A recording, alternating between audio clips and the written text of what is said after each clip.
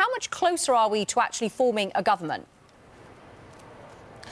Well, it was in one way it was just another step, but in another way it was also an important step, Vonnie, because the SPD has now, the Social Democrats, the second biggest party in Germany, whom Merkel has been wooing for a couple of weeks now, have basically said, well, we are willing to discuss, among other options, an actual real coalition government, a full-fledged government with Angela Merkel, the kind of government that they've had over the past 4 years, and which they also had during the first 4 years of her chancellorship. What are they holding out for, Tony? It would seem like it would be in their interest to have a big role in government.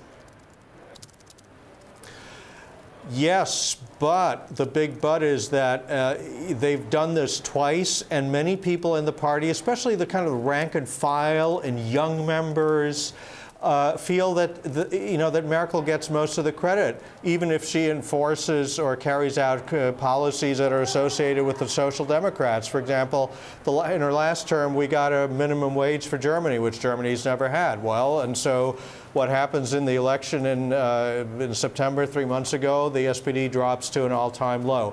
So that's the kind of the dynamic there, and they're still sorting this out. The party leadership of the SPD is sort of tending towards this idea that, yes, we should be part of this and we should shape policy, but not at any cost, So there's always that little or big caveat depending on how you want to play that. Tony, what sort of things are the polls saying?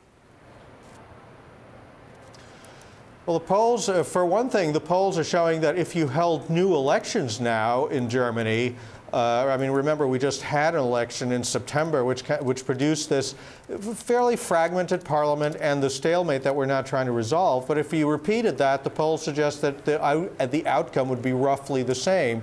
So then you kind of got to wonder, well, in whose interest is that? And the answer is probably not in the interest of the SPD, the Social Democrats, or of Merkel's group, the Christian Democrats. But what the polls do show most recently is that there is an increasing public sentiment in favor of the two big parties, the two big groups getting back together again. In other words, the Grand Coalition that Merkel is trying to get the SPD to sign off on, and which is what we'll be hearing about in the next few weeks going forward as the SPD tries to sort itself out.